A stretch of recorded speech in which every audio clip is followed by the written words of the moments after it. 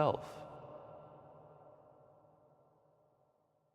The key factor in life is motivation, is desire, is the energy that you bring to it. If you don't believe in yourself, if you only half-heartedly are reading my books or listening to Tom or listening to me and you go, yeah, I kind of want to change, it won't matter, it won't change anything. You'll just go back to your old habits because habits are very powerful. You're a product of the cultural moment. It's very hard to resist it. It's very hard to swim against the tide of the times that we live in. So if you don't have the motivation, if you don't have the energy, if you don't have the idea that, damn it, I'm going down fast, if I don't turn this around, you're only alive once. It's, YOLO, and it goes past really fast. I can tell you that as I get older, faster than you think. So you've got to be desperate. You've got to tell yourself, I've got to get on this. I've got to change my life. I've got to swim against the tide of the times that I live in. I have to change my ways, because if not, when I'm 32, when I'm 35, all of my hopes, all of my horizons will narrow so much that it's going to look very, very bleak.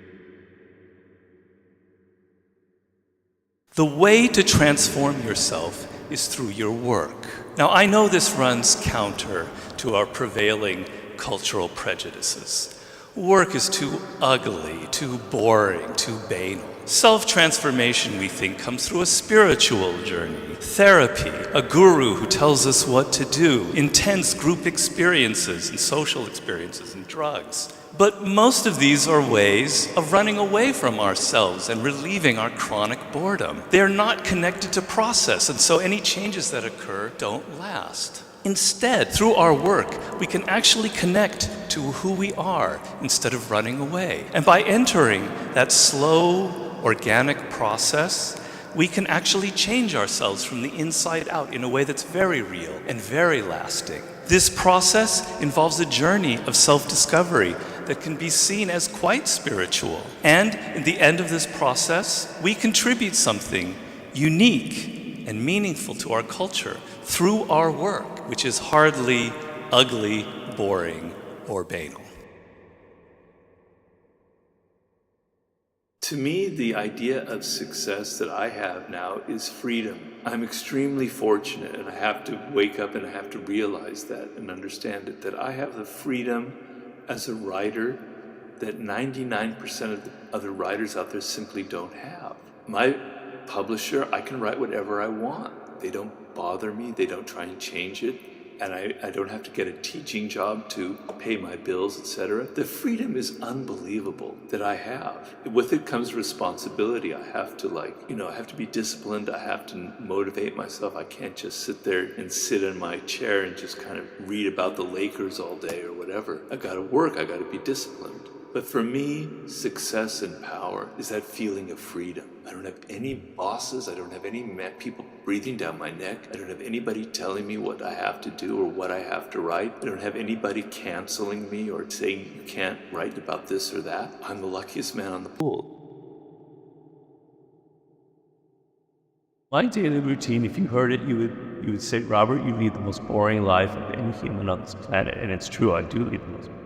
Basically, I get up around 7:30.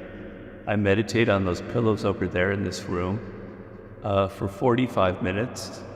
And it's very rigorous discipline, because try imagining keeping your mind still, your body still for 45 minutes. It's the high point of my day. It's the most beautiful point of the day. I'm now really I'm making breakthroughs since about 12 years I've been doing it. It's making everything tolerable in my life. It is the best way to start a day. Then every other day, because of my stroke, I can't do my physical exercise that I love. I have a special kind of bicycle, and I go zipping up into the hills around here on these mega journeys for an hour and a half, sometimes 2 hours, to get the aerobic exercise that I am addicted to because I'm an aerobic junkie. And then I come back, I have breakfast, I procrastinate, I read the newspaper, I take a nap, I have lunch, and then I call my mom. And then around 4 o'clock, I get my sorry ass into writing, literally at 4 o'clock, because I like working late in the afternoon. From 4 to 8, I do my writing as best I can, as focused and attentive as I can. Then it's dinner, and then we like to watch a movie. Pain. Psychologist Abraham Maslow, who studied a lot of children, for instance, he said that children, they have what he calls impulse voices. And these are voices that say, I like this, I don't like that. They're very clear. They know what they like and what they don't like. Everyone had that because it's the nature of being an infant in this world, right? Because it's natural. It's a voice that's naturally inside all of us. And then as you get older, you start listening to Mr. Harbinger and Mrs. Harbinger telling you, don't do this, do this. You know, this is what you should behave like this, don't behave like that. And slowly you go through a process where you're not hearing it anymore. You're hearing what teachers tell you. You're hearing what parents tell you. You're hearing what peers are telling you about what's cool, what's not cool. I'm talking about like your career, what you were meant to do. And then you arrive, you're 18, 19 years old, and you haven't a clue because you can't hear that voice anymore. And you're going to try this, that, the other, not based on things that are deep inside of you, but based on what other people have told you you should do or what they think is cool. Planet. Because I have studied throughout my years and the thousands of books I've read for my research, biographies of the most successful, famous, creative people. And inevitably, these are people who understood at some point in life that this is what I was destined to follow. This is a path for me.